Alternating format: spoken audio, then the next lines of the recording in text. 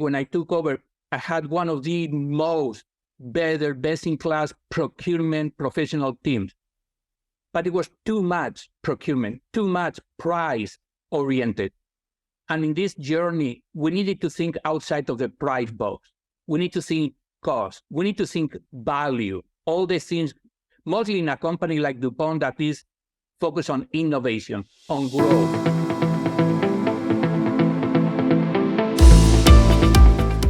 Welcome, everyone, to this installment of Smarter Sourcing. My name is John Pavia, and today I'm honored to be here and be able to spend the next few minutes with Miguel Gonzalez, the Chief Procurement Officer of DuPont Corporation. Miguel, thank you so much for joining us. No, thank you for having me. There's so much to talk about, and I could actually do, instead of a 30-minute interview, probably do a 3-hour interview with you. But I know we don't have that much time. Before we even get into DuPont, I think our viewers would love to know, how does a kid from Spain make his way over and become the Chief Procurement Officer of a company that is over 200 years old and really goes back to the beginnings of this country? Originally from Spain, from Barcelona. I enrolled in the Navy when I was 16 years old. So kind of like a, early start, coming from a very low income family. So that helps understand a little bit my background. So that was my, my career. Got married, had a kid, realized Navy, family, incompatible. I quit. Then I joined General Electric in their plastics business. And that was kind of at the beginning of my professional career. So General Electric, 8 years. Nalco Chemical is part of Ecolab, 10. That was here in the US. We came for a 2-year project. It has been almost 22 years. So this is home now. I work for Kraft Foods, and then DuPont.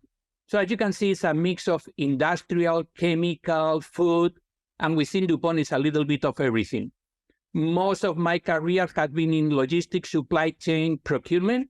And when I joined DuPont, I came as the director of logistics procurement. Then we merged with Dow, and after the split between Dow and DuPont, the previous CPO retired, and then I became the CPO for DuPont. And that had been, time flies, have been already 6 years. Crazy. I want to talk about your team and the way it's structured, because you've been on a journey since you've become the Chief Procurement Officer, going from a decentralized model to a centralized model. But before we move away from the topic of world events and whatnot and how it impacts DuPont, I thought what was really interesting and I read about was how you do crisis modeling, crisis management modeling for things that haven't happened yet. So one of those might be what would happen if China decided to invade Taiwan. And I also thought to myself, I wonder if Miguel's naval background somehow plays into this, because I know in the military you do a lot of war gaming for things that hopefully never happened. But if you could speak to that a little bit. And interesting enough, obviously the last 2-3 years have changed everything. So before COVID, we all have contingency plans. And most of us, our contingency plans were natural disasters. What if a hurricane hits the Gulf of Mexico? And we do all those things. And then COVID happened. And COVID, the pandemic, the supply chain issues, everything crashed, the Suez Canal. We learned a major lesson. It's we have to think different. We need to think broader. We need to think end-to-end supply chain. These are not things you can do independently. So since then, we keep doing all these what-if scenarios. I think a wake-up call was the war in Ukraine.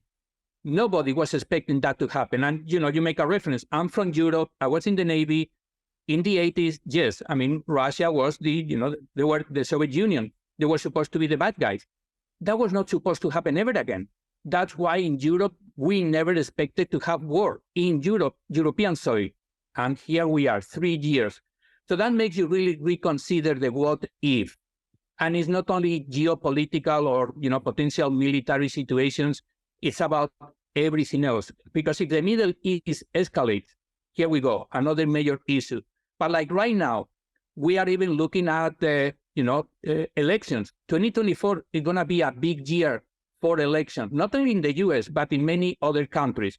So what happens if, look at polarization in many countries, including Europe. So you need to consider all these things, strikes, the power of unions, both in Europe and in the US, has changed from the last 20 years to the last 2-3.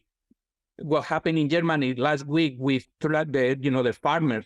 So it's coming to a point where it's almost impossible to build scenarios, contingency plans to mitigate everything. So it's more about the what if, how can we prepare? And the big theme for all of us has been this supply chain resilience.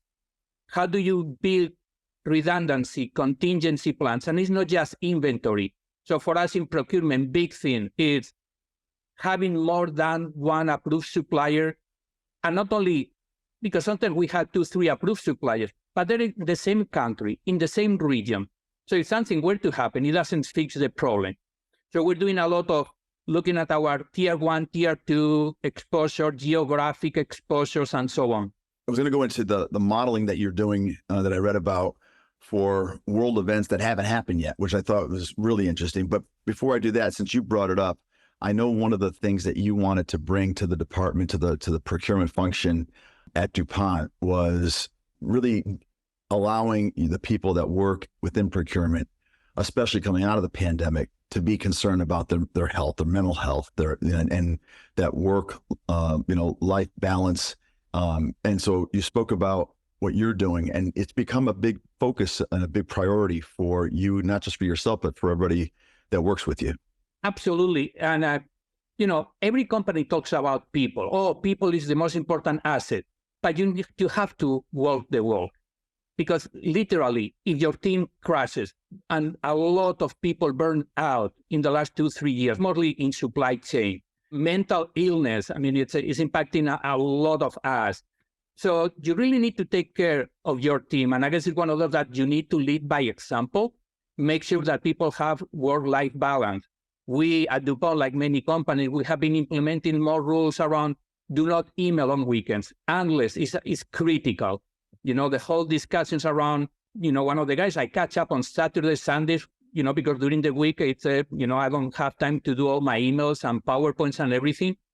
But when I send an email, I may think about, it's not urgent, but, they will see it on Monday. But when people receive it on Saturday, now they're thinking about that email all weekend. So it's try avoid it unless it's critical, provide the work-life balance, see what can you do. And at the end, many times it's just reaching out, talking to people, making sure they have an opportunity to vent, because many times that's what it takes is just venting. But yes, absolutely, you have to take care of your team. And part of this is, from what I read, is really having your procurement people and impress upon them where you've said, take off your procurement hat and think like a business person, not like a procurement person, not just about the price. I thought it was a very interesting comment. There are two things, and thank you for bringing this up, because the last 4 or 5 years, the journey that we have been embarking in DuPont in procurement is this transformation journey, and it starts with the mindset. So we have our strategic pillars. One of them is becoming a strategic partner with our internal stakeholders and our businesses and our clients, also with our suppliers. How do you build these long-term strategic relationships? Most of my team don't sit in the procurement building anymore. Now they move and they're sitting with the businesses, like with the IT procurement with the CIO, the raw materials teams with the businesses and the product managers. So they build that relationship. And then it's for us, when we talk about our priorities, we have 3 and then everything else. Priority number 1 is compliance. Compliance, ethics, core values. That's the most important thing. Never take a shortcut. We need to meet, core values. Priority number 2 is security of supply, mostly in this risky environment we're living in the last few years. And then priority number 3 is create value. And obviously, cost, price is part of that, but we need to think innovation, sustainability, regulation, everything else that creates value. How do we support growth besides everything else? So that's the 3 priorities we're dealing with right now. I want to go to the priority that you put on going from a decentralized department to a centralized, but sticking with what you just were talking about, because one of the things I also read was your strategy and your views on identifying and acquiring and grooming talent with a focus on procurement talent. Given everything we've gone through in the last 4 or 5 years, what you've experienced now at DuPont, how's that impacted you and what you're looking for when you're looking to bring someone onto your team or even promote somebody within your team? So thank you, John. That's a great question because traditionally, you bring procurement, you groom procurement, you're looking for those hard procurement skills. And I can tell you, when I took over, I had one of the most best-in-class procurement professional teams. But it was too much procurement, too much price-oriented. And in this journey, we needed to think outside of the price box. We need to think cost. We need to think value. All these things, mostly in a company like DuPont that is focused on innovation, on growth. So yes, price is important, but other things are as or even more important than price. So what we learned is, as we start bringing talent from other functions, we started bringing people from supply chain, people from the commercial teams. Bring those people. You can teach them procurement, but it's come and teach me and my team supply chain, end-to-end, partnerships, commercial, P&L. That has been another major transformation. We move away from reporting year-over-year savings and cost avoidance to report P&L net impact. That's what the business cares about. That's what the CFO cares about, not savings and cost avoidance. That came in those discussions with the commercial teams, with the BU president, with the CFOs about how do we align. So it's yes, you need the procurement skills, but also you need to bring other skills, other expertise, experience. And it comes down to many times it's about the soft skills more than the hard skills and the expertise. You can teach procurement, but you need people that are open to learn, good learners, communication, leadership. One of the soft skills that we realized we were really weak in procurement and makes a major difference, and commercial teams can really teach you that, is storytelling. It's not about putting these big Excel files in PowerPoint. I mean, like what, you get lost. It's about the stories, not the what, it's the how. That's great. So let's go back to when you come in as Chief Procurement Officer, and you said to yourself, okay, this group is way too spread out, and we need to go from a more decentralized model to a more centralized model. Easy to say. I can't imagine it was easy to do at a place like DuPont. And I need to make a clarification on that, John. So the previous CPO already did the first phase of centralizing, so moving from an administrative support function into a centralized strategic. When I took over, the next step was to be more embedded and integrated with the businesses. So yes, we are still centralized. Our spend under management is like 99% of our global spend, so everything is going through procurement.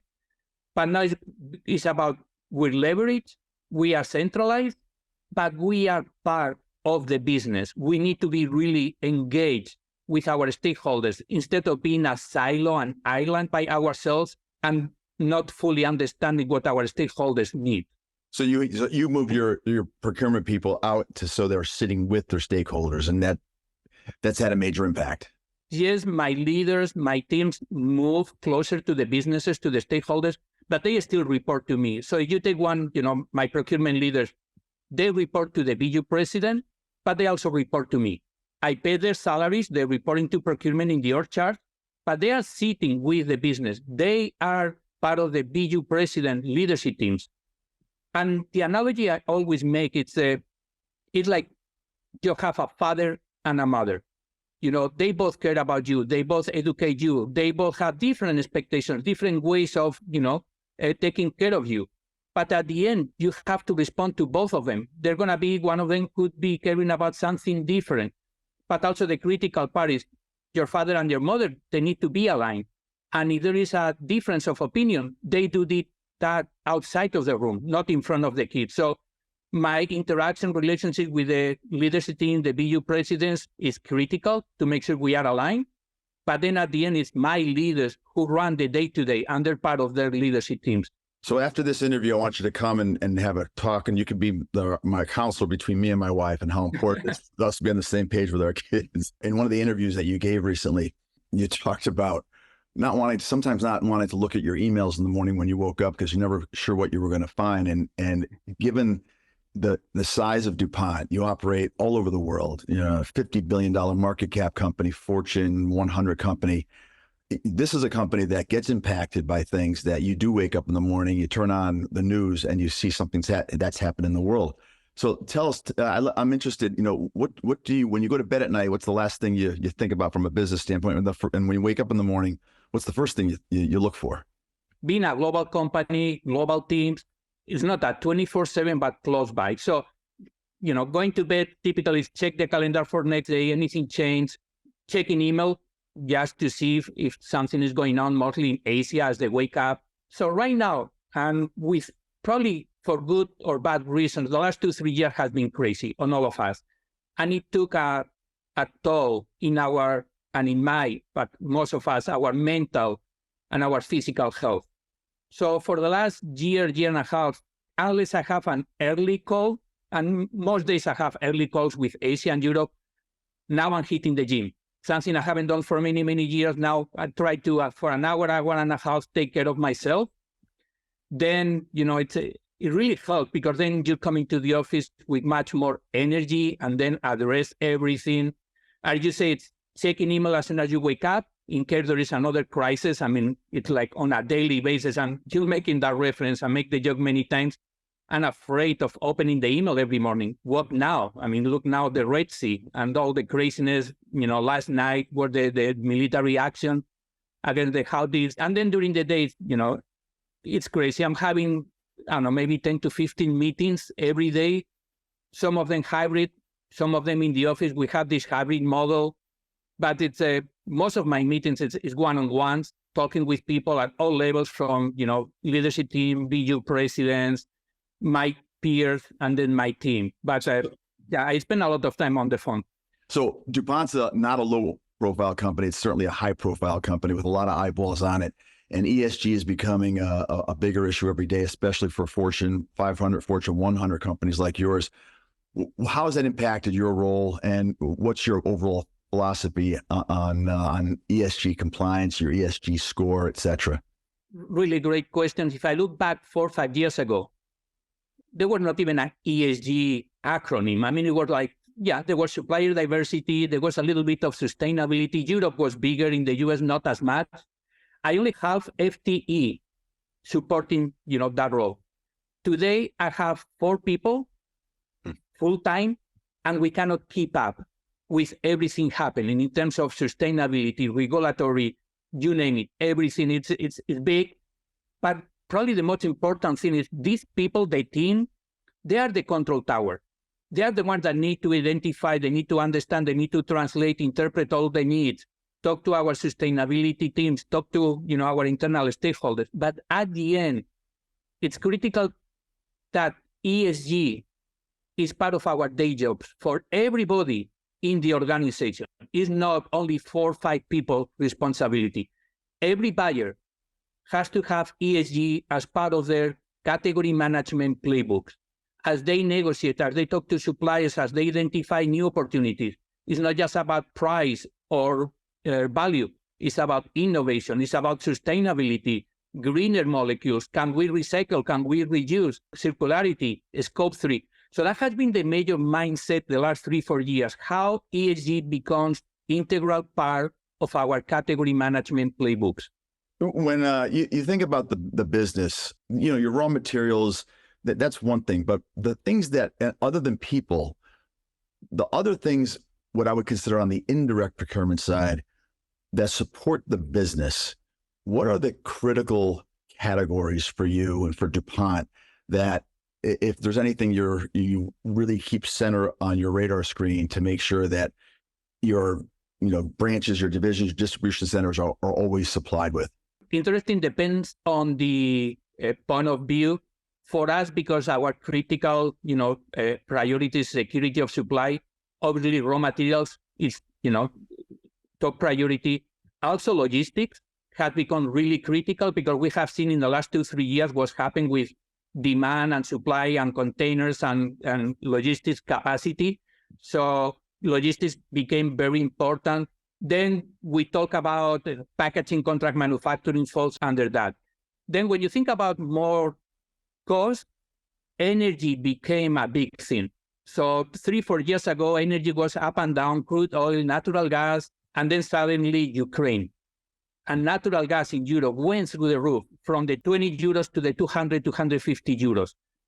And then shutdowns and costs and the wall ripple effect. So energy became another top priority, mostly from a cost point of view. And then in the world of indirects, it's mostly cost. When you think about like corporate services, consultants, HR, marketing, IT, the chances that something goes really wrong and you shut down a plant or a customer are not as big as it may happen with logistics or raw materials. But from a cost point of view, you're talking for us, our overall global indirects and logistics or indirect cost is almost half of our total cost. So it's almost the same way as our raw materials spend. So it's very important. And there is a tendency in procurement organizations to focus on raw materials, direct materials, without realizing that in indirects, if you don't take care of that area, you can leak a lot of money. Yeah, as we were talking, I was thinking back and working with some clients during and at the end of the pandemic when all those container ships were backed up outside of the port of Los Angeles. And I can imagine when you think of when you're referring to waking up in the morning and looking at the news, looking at your emails, I got to imagine looking at those container ships sitting out there waiting to come into port. DuPont's a company that I'm sure those were the news stories that you hated to wake up to. I mean, right now, literally this week, we have around 2,000 containers in the water right now that they are being diverted from the Suez Canal going from Cape Hope. That's adding, somewhere around 10, 12, maybe up to 15 days of transit time. With the inventory levels we have, not DuPont, all of us, we have been de-stocking for the last several months. It's part of this, demand management exercise we all have done for the last few months. We don't have too much safety stock. Our customers don't have too much safety stock. So adding 10, 12 days to transit time for something that you didn't plan for. Now we need to go through every single one of those orders and say, are we going to be okay? Do we need to reschedule? Do we need to give a heads up to our customers? Is this a critical shipment that we're going to need to air freight? So the amount of work that right now we are doing together with our supply chain teams, every single shipment, working with our carriers, it's crazy. And it's one of those 2-3 weeks ago, we didn't see that coming. So let's finish with what's next as you think about the journey that you've been on, the changes you wanted to make, the 3 priorities. Where are you in that journey and what's around the corner in 2024 and beyond? So obviously the short term is, survive. I mean, 2024 is going to be a challenge for everybody. I mean, are we going into recession? Yes, no. The economy, the geopolitical, all those words, how is that going to impact us? The demand is still being weaker than everybody was planning. China recovery, is it happening? So it's going to be a little bit, how do we manage, mostly from a cost control point of view, but also you need to make sure you do not sacrifice the long term. How do you keep building your talent, your organization, the processes, the foundation for when the demand comes back, you're ready to support, the company and the growth that is coming. So how do you balance all that without, sacrificing the long term? It's a challenge. So I lied. I have one more substantive question. Everything that happened in the last couple of years, has it changed the seat at the table that you have? Meaning, the chief procurement officer in some companies doesn't have a seat at the table. And I've heard from many especially over the last 4 years because of the pandemic, that's changed a lot because it was a wake-up call on the importance of redundancy, et cetera, et cetera. Has that changed for you at all? Has the seat become a bigger seat or a more important seat? Absolutely. So the reference is 3 years ago, I will be in front of the CEO 30 minutes, maybe 1 hour per year for our annual business reviews.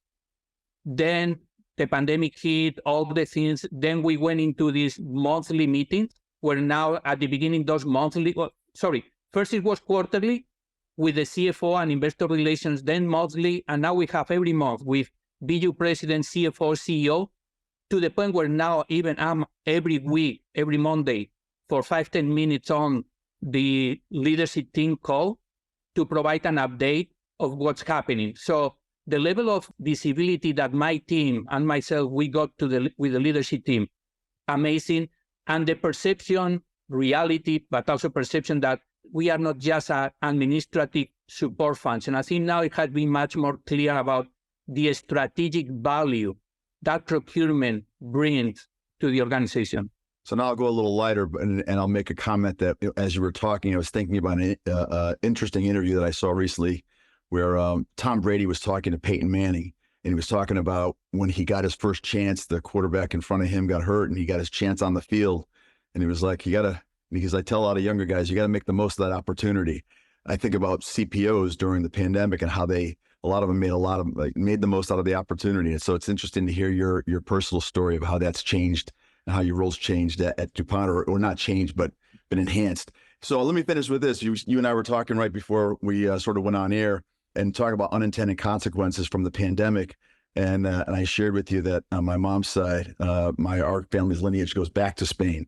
And from the pandemic, who would have thought, and certainly not me, and I got to admit, I didn't watch a lot of things I don't know if I watched anything that I had to look at subtitles, but who would have thought there was such great television and content that's coming out of Spain? And I don't know why, but I think I've watched like 6 or 7 series that on Netflix that are produced in Spain, the biggest one being Money Heist, which the story behind that was incredible. And was that something that you watched as well, or did you happen to take a look at a lot of the Spanish programming coming out during the pandemic? Oh, absolutely. I mean, obviously, we watch a lot of TV during the pandemic. We were already watching movies, Spanish movies, but then Money Heist came along.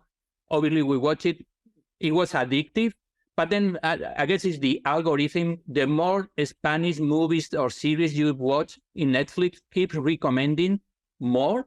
So we have watched, I mean, like last week we were watching Berlin. It's like a sequel. I'm watching Berlin. Love it too. So we had a good history of good movies and good directors like Almodovar and Berlanga, but now they put us in the map. Yeah, absolutely. And I can't remember all of them right now, but I've read a couple of articles that there was high quality production already coming out of Spain, but it took the pandemic to introduce it and expose it to the rest of the world, and it worked. And the story behind Money Heist is hilarious because it's a little show that got canceled and then got picked up by Netflix International, and it became the biggest. At one point, it was the biggest show on the planet. Unbelievable. Amazing. Yeah, amazing. So this was fun. I really appreciate you spending some time with us, and I hope to talk to you again in a year and hear where you are on that journey still. No, thank you, John, for having me. And just last comment here, I'm always open to expand my network. Any peers or supply chain procurement professionals that want to connect, they can go to my LinkedIn profile, and I love to hear from any other stories out there and share. That's great. Thanks so much, and we'll be talking soon. To all of our viewers, thank you.